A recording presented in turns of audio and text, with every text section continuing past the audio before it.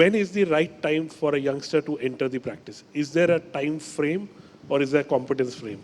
That, okay, I've completed 10 years, is that? I don't think time frame is important. I think one in his own mind needs to understand that if he can deal with his own complications or somebody else's complication in the field of arthroplasty, that is the time when he's ready. He needs to have seen enough complications or enough variety of complicated cases, for you to feel confident of dealing with those.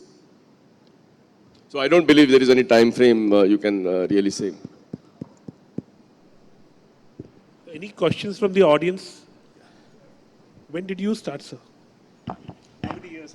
Well, I worked in UK for 7 years. I did my joint revision fellowship for 1 year, so had plenty of exposure of complicated cases. And when I came back, I started as an exclusive. In the year 1999, I came back. So 27 years almost been there.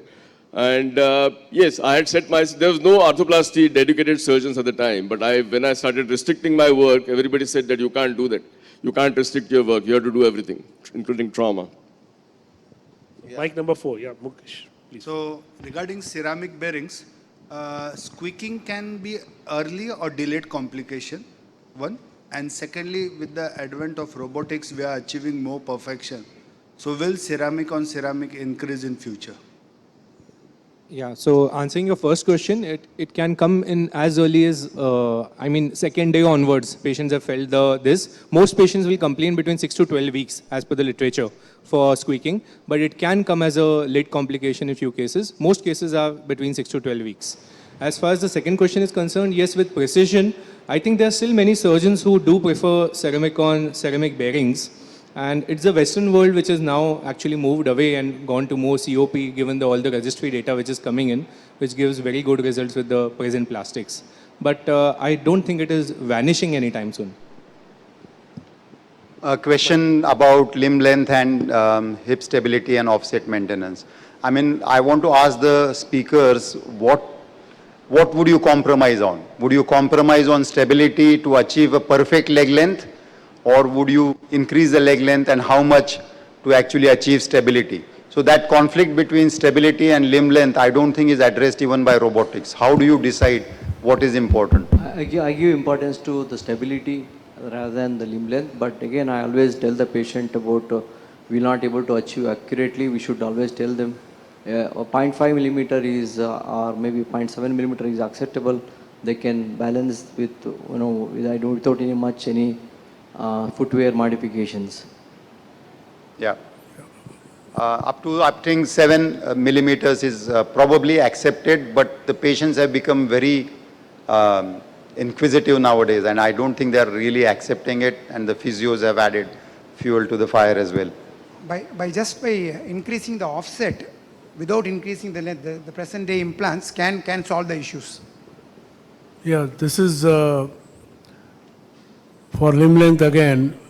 Do you believe that 5 millimeter of over lengthening can be called physiological? Because patient hardly has a perception. And second part of the question will be, if there is a radiological lengthening which patient has picked up, how will you convince to pull on till it becomes part of the body? It's all a part of preoperative counseling. In case of a hip, particularly when it comes to the limb length perspective, the surgeon has to be clearly... Because it is a litigant sensitive question. Yeah, of course. But that's what, most of the time if it is functional, just a rehab, the programs can, over a period of 6 months, the limb lengths have been equalized. If it is anatomical or structural deformities, if it is, you can just counsel them or give an opposite shoe raise or to the other side to compensate that lengthening.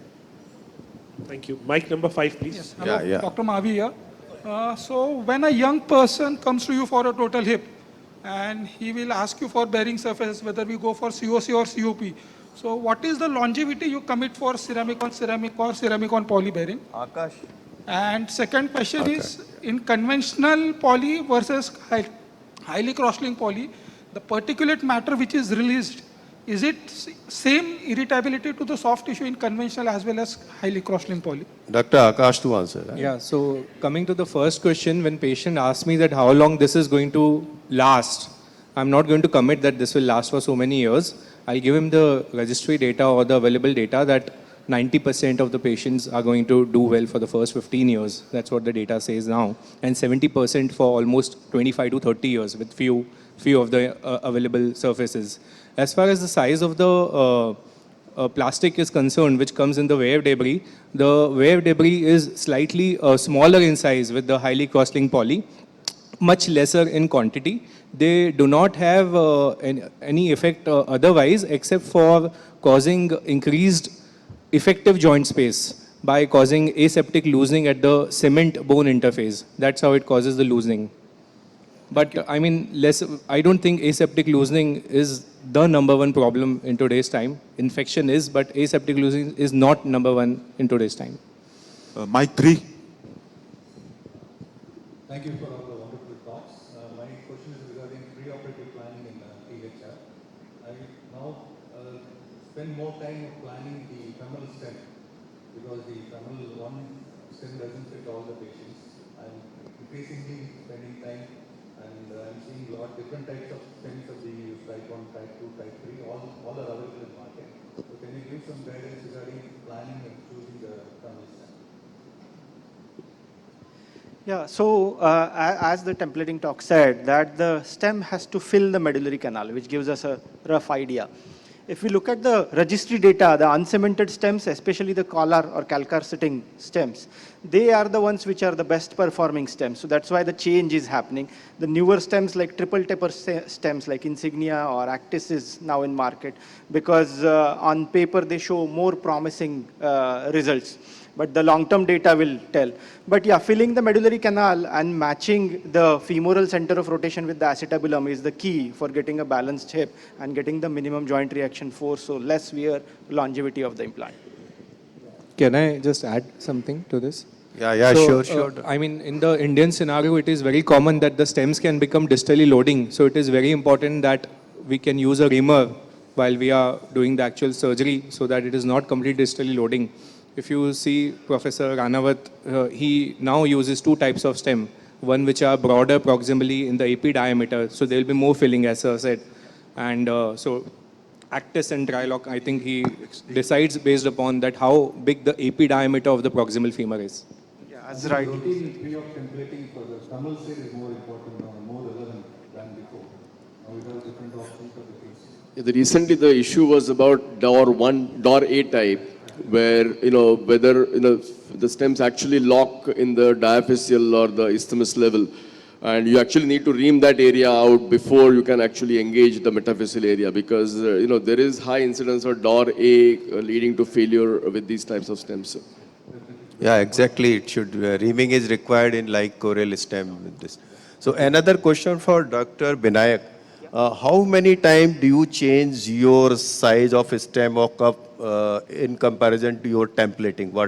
How many percentage of patient? So templating doesn't exactly tell about the right size. It is That's why either I'm plus asking. or minus than the template size. So it's the actual trial, and that too I check my trial or the broach. After I have done the reduction, I take it out and then check whether there is any movement in that trial broach. And that's based on that I choose my stem. But how many percentage is that change from your templating? So about half the time I have to Half the change. time. Yeah, huh? yeah. So don't entirely depend on templating. So your clinical judgment, intraoperative decisions, they are most important. Yeah. Mic number 5. Good morning to the panel. If we have ended up with the limb lengthening, there are some senior surgeons have suggested that the stem sink over the time. So in what time the stem sinks, and is it acceptable to convince the patient in that manner that it will overcome in some time? I don't think so. There is a basic philosophical problem here, is that stem, you should not allow the stem to sink. Means it's intraoperatively, there is a mismatch between your axial and rotational stabilities. If you are going to have a trade-off for the stem sinking, then it is going to have a poor fibrous ingrowth, or stem might lose or fail, or a periprosthetic fracture can happen. When intraoperative assessment is, if you have your adequate limb length to be achieved, it is an intraoperative assessment. Do not rely on postoperatively hoping for the stem to sink and then compensate. Those things which you are going to have an assessment that in future, if I allow full weight bearing, if it is a lengthened hip, post-operative X-ray shows a lengthened hip, if you allow full weight bearing, it may sink. So that is not the scenario. Last question, Dr. Dabe, yeah. Word of advice from Hemant. Your last word was trauma. What would you say to these young surgeons, those who want to jump into arthroplasty practice immediately after passing the MS? Your expertise and opinion about trauma training essential before you become an arthroplasty surgeon. Your words on that. Trauma is absolutely mandatory for an orthopedic surgeon before he takes up. In fact, a new graduate who comes to me asking for a fellowship, I say spend 2 years doing trauma and then you take up arthroplasty as a fellowship. Because those years spent doing trauma are absolutely critical for your overall judgment and development as an orthopedic surgeon. Thank you, gentlemen. That was an excellent session. We kept to time. And I welcome the next speakers. Please, a round of applause to everyone.